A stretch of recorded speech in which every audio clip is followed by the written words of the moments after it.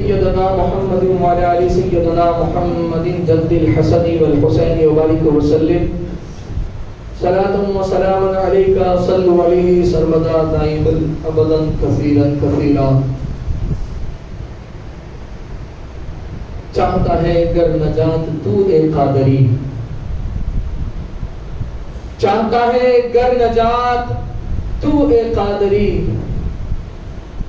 تو پھر خدمت کر تو بھی اپنی ذات سے سیدوں کی، تو پھر خدمت کر تو بھی اپنی ذات سے سیدوں کی. ارے جس انعام کا تجھے ان کا نہیں پتا، ارے جس انعام کا تجھے ان کا نہیں پتا، اس خدمت میں عطا کرتے ہیں وہ انعام تجھے قادری. میرے دوستوں اور بزرگوں، قرآن عظیم اور فرقان حمید کی جس آیت کو میں نے مفہوم بنایا، وہ آیت آج کس طرح ذہن میں آئی اور کس طرح طبیعت نے چاہا کہ اس پر بات کریں. انسان کی زندگی میں کچھ حالات، کچھ وجوہات اور کچھ واقعات جب سامنے آتے ہیں اور اس میں پھر اللہ رب العزت جن سببوں کو پیدا فرما کر ایک بگڑی ہوئی طبیعت میں، ایک غمگین دل میں، ایک گھبرائی ہوئی سوچ میں، اللہ ان حالات میں کیسے کیسے واقعات کو مد نظر سامنے لا کر پھر اس غمگین حالات کو کس طرح مدد فرماتا ہے. آج اسی طبیعت نے اس بات کو بولنے پر مجھے آمادہ خیالوں نے کر دیا کہ یقیناً یہ وہ دور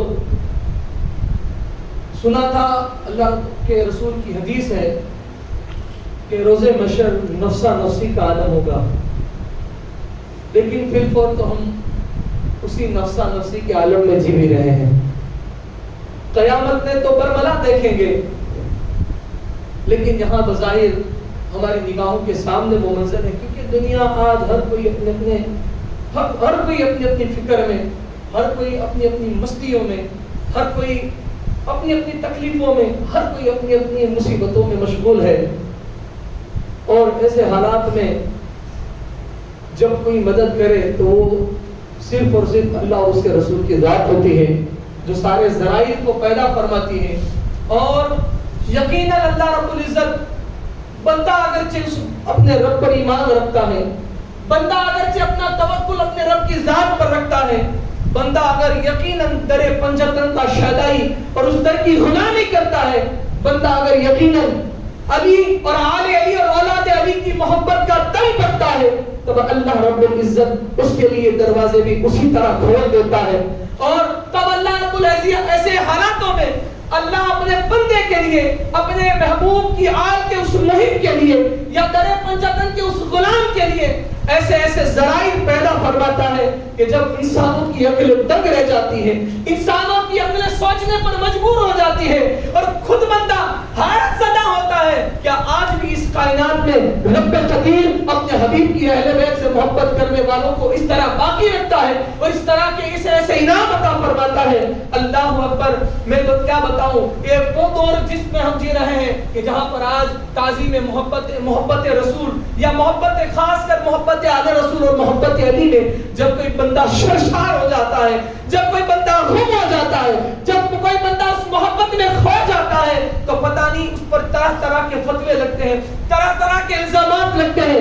لیکن اگرچہ بندہ ان ساری چیزوں کی فکر کرے بغیر اپنے مولا پر یقین جمائے، مولا کی مدد کو طلب کرتے ہوئے اپنے رب پر اپنے اخلاص کو، اپنے رب پر اپنی مخلصیت کو، اپنے رب پر اپنے توکل کو رکھ کر جب اس دریا کے سمندر میں گوتاری لگا دیتا ہے، تب اللہ رب العزت اس توکل رکھنے والے بندے کی اس طرح مدد فرماتا ہے اور اس طرح کرم فرماتا ہے کہ جیسی ڈوبی ہوئی نیا پار لگ جاتی ہے، جیسے عبد القادر جیلانی کو بیچ کر مردے کو زندہ فرما دیتا ہے. اللہ رب العزت ایسے مدد فرما دیتا ہے. اور یہ انعام سیدوں کی محبت کے ہوتے ہیں. اللہ اکبر. اور یہ محبت اور یہ تعظیم کیا ہے؟ حضرت قاضی قاضی شہاب الدین جو ہے دولت آبادی لکھتے ہیں کہ سیدوں کی محبت کیا ہے، تعظیم کی محبت اور عقیدت کیا ہے. قاضی شہاب الدین دولت آبادی بحر مواج کتاب میں ایک باب لکھتے ہیں اور اس میں وہ مفہوم بیان کرتے ہیں.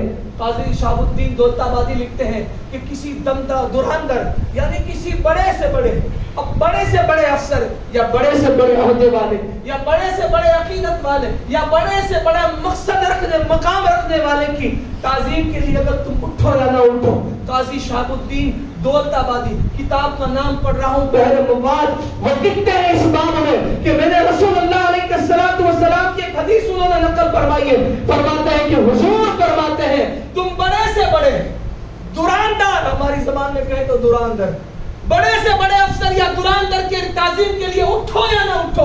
رسول اللہ فرماتے ہیں میرے حسن حسین اور ان کی اولاد کی تعظیم کے لیے اٹھ جایا کرو.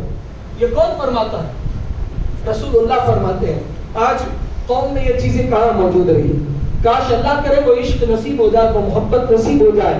اور یہ میں اس لیے بول رہا ہوں، حضور کی آل پر بات کر رہا ہوں. میں ہوں اس لیے نہیں کہتا ہوں، میں تو سگے زہرا کا ادنا سا در کا کتا ہوں، بس اپنے کو یہی اپنی حقیقت جانتا ہوں میں.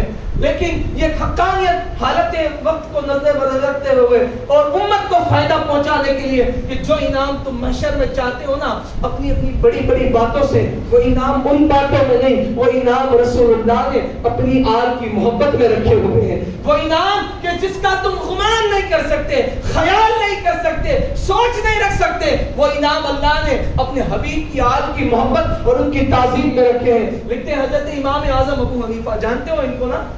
کون جانتا ہے کہ سبحان اللہ؟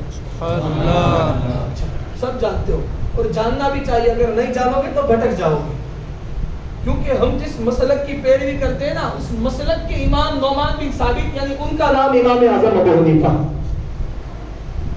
ان کا نام ہے کہ تم پوری کائنات جو حنفی مسلک، ہم جس مسلک کی تابع داری کرتے ہیں، پیروی کرتے ہیں، یہ نماز جو طریقہ ہے نا وہ امام اعظم ابو حنیفہ کے طریق سے ہم پڑھتے ہیں، ہم ان کے مقلد ہیں. یہ ہمارا وضو بنانے کی جو طریق ہے، گرم کھانے پر ہمارا وضو نہیں ٹوٹتا ہے، کھانا کھانے پر ہمارا وضو نہیں ٹوٹتا ہے، وہ ساری فقہ جو ہم مانتے ہیں نا وہ امام اعظم ابو حنیفہ کی دین ہے، وہ ان کی دین ہے، وہ فقہ انہوں نے لکھی ہے، ہم اس فقہ کے مقلد ہیں، ہم اس فقہ کے ماننے والے ہیں. وہ امام اعظم رضی اللہ تعالیٰ عنہ لکھنے والے لکھتے ہیں کہ وہ امام اعظم حدیث کا درس دیا کرتے تھے یا جو ہے پڑھایا کرتے تھے. درس کے معنی سنایا کرتے تھے، سمجھایا کرتے تھے، پڑھایا کرتے تھے. تو امام اعظم کبھی جو ہے نا کھڑے نہیں ہوتے تھے. جب وہ درس حدیث میں بیٹھ جاتے تو امام اعظم کبھی اٹھتے نہیں تھے، اپنی جگہ پر جہاں بیٹھ جاتے بس جب تک درس ختم نہ ہو اٹھتے نہیں تھے، یعنی حالت درس میں کبھی کوئی خلل پیدا نہیں کرتے تھے. لکھتے والے کہ جب حضرت امام اعظم ابو حنیفہ رضی اللہ تعالیٰ عنہ ایک مرتبہ درس حدیث لکھ رہے تھے اور پڑھا رہے تھے، دے رہے تھے، اسی حالت میں بیٹھے ہوئے تھے کہ اچانک کیا ہوا کہ لکھتے درس حدیث لکھتے اور سمجھاتے نگاہ پڑتی ہے، اٹھ جاتے ہیں، پھر بیٹھ گئے، پھر تھوڑی دیر ہوئی، پھر اٹھے، پھر بیٹھ گئے، پھر تھوڑی دیر ہوئی، پھر اٹھے، پھر اٹھ گئے، بس نگاہ ڈالتے اٹھ جاتے، کچھ دیر ٹھہر جاتے پھر بیٹھ جاتے، اٹھ جاتے کچھ دیر ٹھہرتے پھر بیٹھ جاتے. کئی مرتبہ ایسا کیا. جب درس ختم ہوا اور پھر بیٹھنے کی سچویشن آئی، امام اعظم ابو حنیفہ سے پوچھا، اے امام آپ کو ہم نے اتنے سالوں میں کبھی درس کے دوران، درس حدیث لکھنے کے دوران اٹھتا نہیں دیکھا ہے، ابھی آپ کبھی حاجت کے لیے بھی نہیں کھڑے ہوتے ہو، لیکن کیا ہے آج پتہ نہیں. کہا کہ کیا بتاؤں میں کس لیے اٹھا تھا. کہا میں نے دیکھا کہ ایک بچہ ہے جو باہر آتا، میں اس کو دیکھتا اور اٹھ جاتا، وہ چلا جاتا میں بیٹھ جاتا، بچہ پھر باہر آتا، جب تک وہ کھڑا رہتا میں اس کی تعظیم میں کھڑا رہتا، پھر چلا جاتا پھر بیٹھ جاتا، پھر باہر آتا پھر اٹھتا، پھر وہ جاتا پھر بیٹھتا. کہا امام کیا ہے؟ کہا پتہ نہیں، نام تو نہیں جانتا ہوں، وہ تو گم نام تھا، لیکن میرا دل یہ گواہی دے رہا تھا اور مجھے یہ پتا تھا کہ وہ سید زادہ تھا. بس مجھے یہ پتا چلا کہ نبی کی راہ ہے تو اس سید کی تعظیم کے لیے میں بار بار اٹھ جایا کرتا ہوں. سبحان اللہ سبحان اللہ. یہ کون ہے جانتے ہو نا؟ یہ کون؟ جسے کائنات امام اعظم ابو حنیفہ کہتی ہیں، جو فقہ حنفی کے امام ہے، مسلک کے امام ہے. جس پر ایک پورا مسلک ہے، اور اس مسلک میں بڑے بڑے اولیاء، بڑے بڑے صوفیاء، بڑے بڑے بزرگ، بڑے بڑے ائمہ، بڑے بڑے محدث، بڑے بڑے مفسر، بڑے بڑے خطیب اور مخاطب، سارے اس امام کی پیروی کرتے ہیں. اور یہ وہ امام ہے. ان کی عقیدت کا اور ان کی محبت کا عالم یہ ہے. کسی نے جب امام اعظم سے پوچھا تھا کہ امام بتاؤ تمہاری عمر کتنی ہے، تمہاری عمر شریف کتنی ہے، تب امام اعظم جواب دیتے تھے 2 سال. کہا اتنی بڑی عمر میں 2 سال؟ کہا کہ بس میں اپنی زندگی کو وہی عمر سمجھتا ہوں جو عمر میں نے حضرت سیدنا امام جعفر صادق کی غلامی میں گزاری. میں اسی 2 سال کو اپنی زندگی سمجھتا ہوں. اور جب اس پر ذہن چلا اس غلام کا کہ اللہ اکبر، اللہ اکبر، امام اعظم کے ساتھ مقلد اتنی پیروی کیوں کرتا، سیدوں کی اتنی تعظیم کیوں کرتا، انسان کا ذہن ہے، ہر ایک کو سوچ تو آتی ہوگی اتنی کیوں. تو پھر قاضی شہاب الدین کو یاد کیا، اور جب بحر مواج کو پڑھا تب پتا چلا کہ امام اعظم آج جو اتنے بڑے مقام پر فائز ہیں، آج اللہ نے انہیں جو اتنے بڑے انعام عطا فرمائے ہیں، وہ انعام کا نتیجہ یہ ہے کہ مصطفیٰ کریم صلی اللہ علیہ وسلم نے فرمایا کہ میرے حسن حسین اور ان کی اولاد جب بھی آئے تو ان کی تعظیم کے لیے اٹھ جایا کرو. امام اعظم اس تعظیم کو اٹھ جاتے تھے. اللہ نے یہ مقام عطا فرما دیا. اور ایسی ایک نہیں، تاریخ کے اندر کتابیں پڑھیں، تاریخ کو پڑھیں، یہ سیدوں کی محبت اور ان کی خدمت کے جو انعام ہیں. اللہ اکبر. ہم اسی لیے تو کہتے ہیں کہ کبھی بھی مرید بنے نا تو کسی سید کا بنے. سید کیا بنے؟ اس لیے کہ یہ وہ لوگ ہیں کہ رسول اللہ صلی اللہ علیہ وسلم نے فرمایا کہ اگر سب کے لیے سب کافی ہے تو اپنی آل کے لیے میں کافی ہوں. حضور فرماتے ہیں اپنی اہل بیت کے لیے، اپنی اولاد کے لیے میں کافی ہوں. ارے جب اتنی ساری امت، یہ کائنات کی امت جب یہ عقیدہ رکھتی ہو، جب یہ خیال کرتی ہو، جب اپنی زبان سے یہ الفاظ کہتی ہو کہ ہمارے لیے رسول اللہ کی محبت کافی ہے، پھر رسول اللہ جسے کہتے ہیں کہ میں اپنی آل کے لیے کافی ہوں، پھر اسے کیا فکر ہوتی ہے.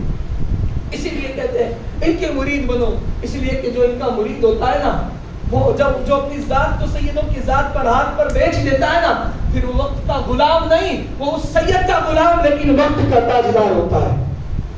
اور یہ کرامتیں میں نے دیکھی ہیں. ابھی جو دن میں نے گزارے انہوں میں یہ چیزیں دیکھی ہیں.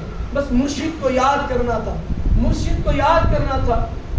پھر ایک بندے سے بات ہوئی کہ ہم اتنی خدمت کرتے ہیں. میں نے کہا بھائی اچھی بات ہے، اپنوں نے اس کو کوئی خدمت کے لیے نہیں کہا تھا، لیکن اس نے بات کہی. میں نے کہا بھائی ایسا کیوں؟ کہا کہ ایک بار ایک سید زادے سے ملاقات ہوئی تھی، میرے مرشد کا نام لیا اس نے، میں نام نہیں لوں گا، اس نے میرے پیر مرشد کا نام لیا. تاکہ ایک بار ملاقات ہوئی تھی اور انہوں نے کہا تھا کہ بیٹا جا خدمت خلق کر، یعنی اللہ کی جو مخلوق ہے اس کی خدمت کر، پھر اللہ تجھے جو انعام عطا فرمائے اسے دیکھ لینا. کہا تب سے لگا ہوں، آج اللہ نے ایسے ایسے انعام عطا فرمائے کہ جو میں نے زندگی میں کبھی گمان بھی نہیں کیا. تب یاد آیا کہ مرشد کو یاد کرتا تھا اور مرشد ایسے کرم فرماتے. تب پتا چلا کہ میرے دل کا یہ خیال ہے کہ میں یہ کروں، لیکن یہ خیال صرف اپنا نہیں، وہاں سے ملا ہوا ہے بطور روحانیت. ظاہر میں اگرچہ کبھی گفتگو اس بات پر نہ ہوئی ہو، لیکن بطور روحانیت جو اوپر ہوتا ہے نا وہی نیچے آتا ہے.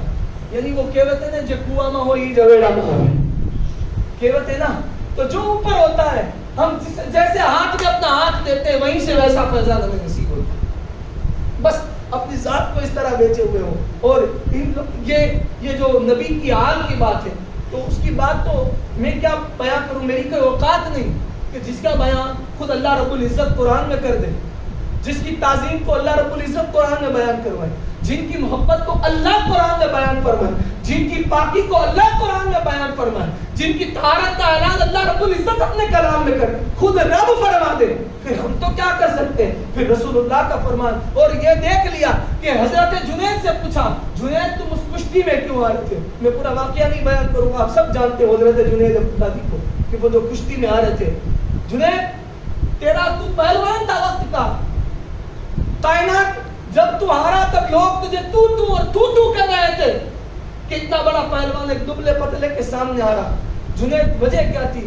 جنید نے تب تو کہا تھا کہ بس وجہ یہ تھی کہ اس سید زادے نے دھیرے سے میرے کان میں کہا تھا کہ مجھے اپنی بچی کی شادی کرنی ہے، مجھے اپنی بچی کی شادی کرنی ہے اور میں سید زادہ ہوں۔ بس جنید کہتے ہیں میں نے کچھ نہیں سنا تھا، بس میں نے یہ جانا کہ سید زادہ ہوں، اپنی ساری عزت ان کے قدموں پر نچھاور کر دی۔ اور جنید بغدادی نے اپنے ہاتھ کو نہیں اٹھایا تھا اس سید زادے کو۔ وہ کشتی کی بات بھی بتا دوں، لڑائی آمنے سامنے ہوتی نا، جنید نے غصہ نہیں مارا تھا، جنید نے غصہ نہیں مارا تھا، ہاتھ تک نہیں، بس ایسے کیا تھا، سامنے سے کہا کہ سید تم مارو۔ آج میرا خیال کہتا ہے اس وقت جنید نے اس سید سے کیوں کہا تھا کہ سید تم ہاتھ اٹھاؤ؟ آج میرا ایمان یہ کہتا ہے جنید بڑے ہوشیار تھے، جنید بڑے عقل مند تھے، جنید کو اللہ نوازنا چاہتا تھا کہ جنید یہ وہ نبی کی حال ہے کہ جہاں رسول اللہ کا اگر کوئی خادم، اگر رسول اللہ کے در کی کوئی تبرکات مل جائے، حضور سے مشہوری کوئی چیز مل جائے، اور جنید اگر کسی کی قبر میں رسول اللہ کے کسی جو ہے حضور کے کسی منہ مبارک کو یا آپ کے پیران مبارک کو، یعنی حضور کے کسی تبرکات کو اگر کسی کی قبر میں رکھ دیا جائے تو اللہ رب العزت اس قبر میں کبھی عذاب نہیں دیتا۔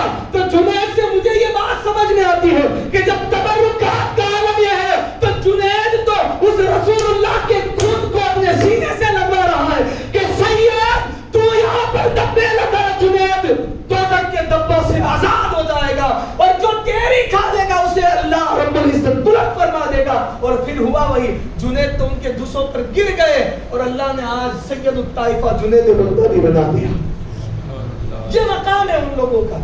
اپنی تو کیا اوقات ہے، اپنے علم کی کیا اوقات ہے، اپنی زبان کی، اپنے جسم کی، اپنی قوت کی کیا اوقات ہے؟ نہیں، یہ جو کچھ اوقات ہیں نا وہ رسول اللہ کے خون کی، وہ علی پاک کے فیضان کے ہیں، اور جو ان سے وابستہ ہو جاتا ہے یقیناً جو ان پر اپنے سچے دل سے یقین رکھتا ہے، ان کی غلامی میں مشغول ہو کر بس رو کر کسی کونے میں اگر فریاد کر دیتا ہے، میرا ایمان، میرا وجدان، میرا یقین، میرا تجربہ کہتا ہے کہ بس کونے میں اگر کوئی ان کی محبت میں آنسو بہا کر ان کی دربار میں فریاد کر دے اور کہہ دے اے میرے مشکل کشا، فریاد ہے آپ کے ہوتے ہوئے دنیا میری برباد ہے، بس اگر کوئی کونے میں پکار دے، چاہے وہ ہندوستان کا رہنے والا ہو، چاہے پاکستان کا رہنے والا ہو، چاہے نخلستان کا رہنے والا ہو، دنیا کے کسی بھی گوشے کا رہنے والا ہو، بس اگر فریاد کر دیتا ہے مولا نجف سے، کوئی سرکار مدینے سے، کوئی سرکار کربلا سے، کوئی بقیع طور سے، کوئی اجمیر معلیٰ سے، کوئی بغداد معلیٰ سے، بس یاد کرتا ہے سرکار ان کی مدد کو یقیناً پہنچ جاتے ہیں اور مدد فرماتے ہیں۔ یقیناً بس اللہ رب العزت ہمیں ان محبتوں سے، ان مودتوں سے مالا مال فرمائے، ان کے گھروں کی سچی غلامی نصیب فرمائے، اور جو کچھ بھی جس کی بھی حضور کی امت میں جو کچھ بھی پریشان حال ہے ان کی پریشانیوں کو دور فرمائے۔ آخر میں کچھ اعلان و اعلان سماعت کر